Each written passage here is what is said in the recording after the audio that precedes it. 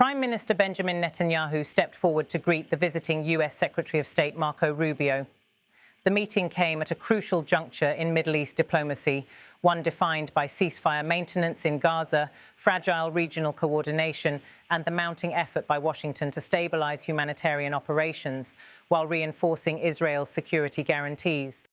Standing side by side, Netanyahu began with a tone of warmth and conviction. His voice, firm but measured, resonated through the hall. In our history, we had the Vice President yesterday. We have you today. This is a circle of trust and partnership.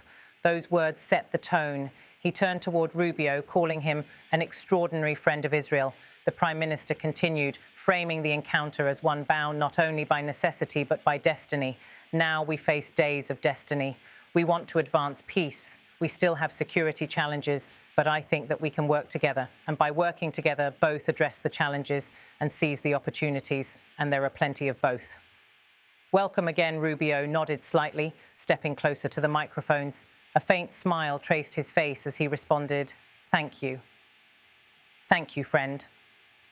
This was not an exchange of ceremony. It was a reinforcement of continuity.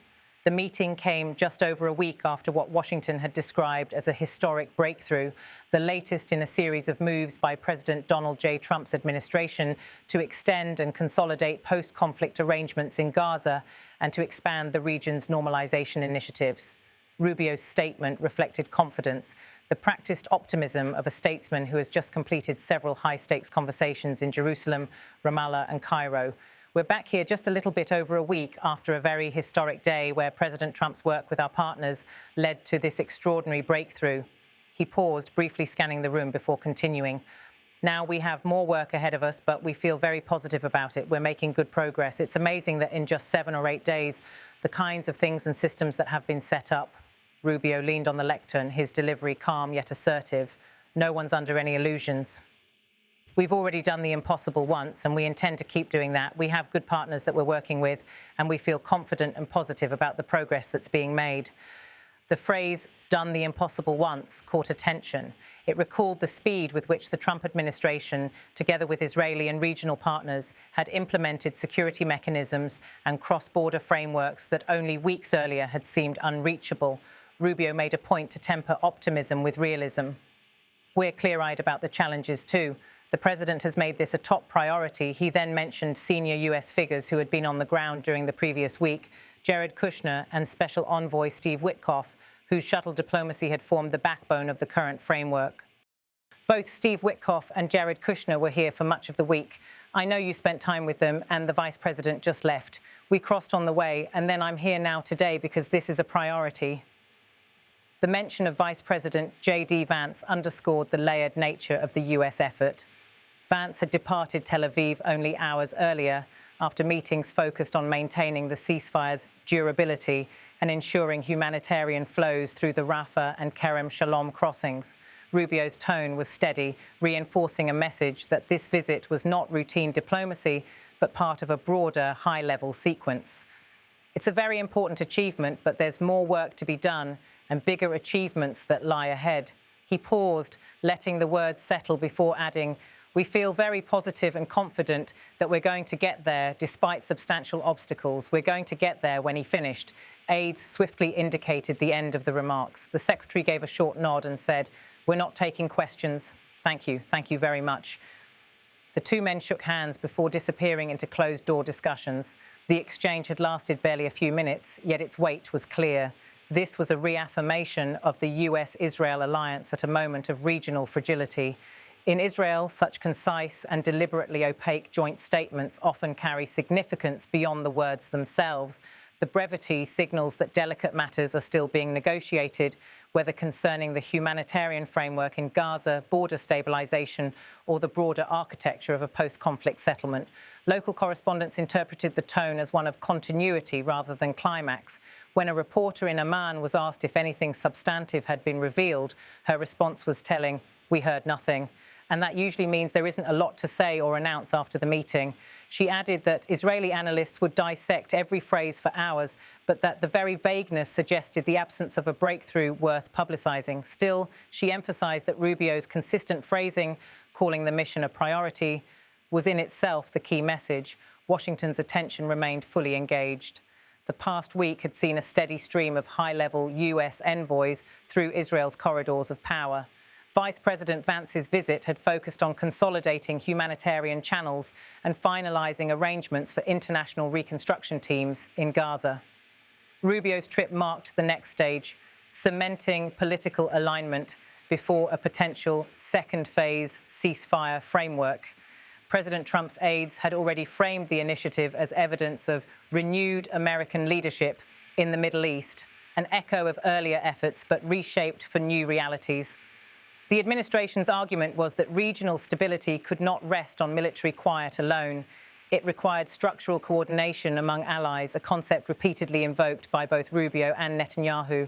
Thus, when Netanyahu spoke of days of destiny, he was alluding not to poetic metaphor, but to the strategic timeline unfolding in real time, one where Gaza's fragile peace, Iran's posturing, and the shifting Arab diplomatic landscape all converged. Rubio's insistence that systems have been set up hinted at emerging operational frameworks, real-time intelligence coordination, aid delivery oversight, and financial tracking mechanisms for reconstruction funds. While he avoided specifics, officials familiar with the talks said these structures involved American logistical backing alongside Israeli, Egyptian, and Jordanian participation. Symbolism is rarely lost in Israeli diplomacy. The secretary's decision to speak in Tel Aviv rather than Jerusalem was deliberate, a gesture meant to emphasize the practical, security-oriented dimension of the trip rather than political pageantry. Tel Aviv, with its defense ministry compounds and air traffic command centers, is where operational coordination often happens, away from the flash of religious or ideological debate.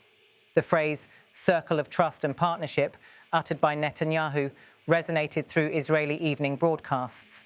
Commentators noted that it echoed the language of the 2020 to 2021 normalization era, but with a sharper tone, reflecting how the stakes had evolved. Now, the circle referred less to signing ceremonies and more to crisis management, the daily coordination necessary to sustain ceasefires and control escalation along Israel's borders. In Washington, Secretary Rubio's visit represented one of several simultaneous fronts in the Trump administration's foreign policy. With escalating trade negotiations underway in Asia and renewed attention on NATO burden sharing in Europe, the Middle East trip demonstrated that US diplomacy remained multidirectional. Rubio's stature, a seasoned legislator turned diplomat, lent credibility to what officials describe as strategic realism, a doctrine balancing firm alliance with pragmatic engagement. His rhetoric in Tel Aviv captured that posture, optimistic but disciplined, confident yet aware of risk. Back in Jerusalem, Israeli officials stressed that the American presence helped deter regional spoilers. They pointed to intelligence indicating potential provocations along the northern border with Lebanon, as Hezbollah signaled dissatisfaction with ongoing US-led negotiations. The Prime Minister's office avoided direct comment on those reports, but Netanyahu's reference to security challenges hinted at the strain of simultaneous fronts. Inside the Israeli cabinet, several ministers privately described the past 2 weeks as a marathon of alignment. With the US Vice President, Secretary of State, and senior advisors all visiting within days, coordination extended beyond political messaging to hands-on planning. Defense officials held sessions on aid corridor monitoring, cybersecurity of relief funds, and frameworks for demilitarization oversight, sensitive topics discussed mostly behind closed doors. Sources familiar with those discussions said that Rubio's emphasis on systems referred partly to an integrated operations center being piloted to track supplies, personnel movements, and violations of the ceasefire in real time. Though neither side confirmed this publicly, the infrastructure is understood to involve both Israeli and US specialists working with UN liaison officers. Observers noted that the language of both leaders struck a careful balance, reverence for history paired with urgency for the present. Netanyahu's phrasing, "days of destiny," conveyed a sense of high stakes. Rubio's "we've already done the impossible once" lent it continuity, suggesting that recent progress should be both celebrated and reinforced. That tone echoed through Israeli evening talk shows, where analysts framed the encounter as an inflection point rather than a conclusion. One commentator said the brevity of the statements invites speculation but ensures unity. arguing that by withholding detail, both governments avoided inflaming sensitivities while projecting calm control. Inside the White House, the State Department's briefing stressed that Rubio's trip underscored the administration's sustained engagement with partners on peace and security. Officials said President Trump had personally reviewed the mission's agenda before departure, reaffirming that stabilizing Gaza's humanitarian and security landscape remained one of his second-term foreign policy priorities. That directive explains the high tempo of travel. Jared Kushner focusing on donor coordination, Steve Witkoff overseeing investment frameworks, Vice President Vance addressing humanitarian logistics, and now Secretary Rubio consolidating political assurances. Each piece fits within a larger architecture designed to transition the ceasefire from fragile truce to structured stability. In private briefings, Rubio is understood to have conveyed US expectations that Israel maintain open channels with regional mediators, Egypt, Jordan and Qatar, to prevent miscommunication during upcoming reconstruction phases. While he did not detail those points publicly, his references to good partners were widely interpreted to mean exactly that coalition. Across Israel's political spectrum, the visit was greeted with cautious approval. Coalition allies described the American commitment as a vote of confidence in Israel's security posture. Opposition leaders, while supportive of US involvement, warned against over-reliance on Washington's timeline. Regional capitals reacted predictably. Cairo welcomed the coordination, Amman signalled measured optimism, and Doha issued a statement reiterating the need for sustained humanitarian access. In Tehran, state media dismissed the talks as empty optics, while Western analysts saw in that rhetoric confirmation of how seriously Iran regarded US-Israeli alignment. In Washington, congressional voices echoed praise for Rubio's diplomacy. Senior committee members framed it as evidence of renewed executive-legislative coherence on foreign policy, a rare alignment in a politically divided environment. Outside the secure compound, crowds gathered along the barricades, a mix of demonstrators calling for expanded humanitarian corridors and supporters waving US and Israeli flags. Police maintained tight perimeters, mindful of potential disruptions. Inside, the atmosphere was controlled and formal. Behind the cameras, aides shuffled folders and digital tablets. Interpreters exchanged quick whispers, and security personnel scanned every entrance. Rubio's demeanor throughout remained consistent, composed, courteous, yet clearly intent on signaling that Washington's involvement was not symbolic. Netanyahu mirrored that focus, occasionally exchanging brief words with advisers, but otherwise maintaining the gravitas of a leader deeply aware of global scrutiny. When two seasoned politicians deliver such concise remarks, every phrase carries weight.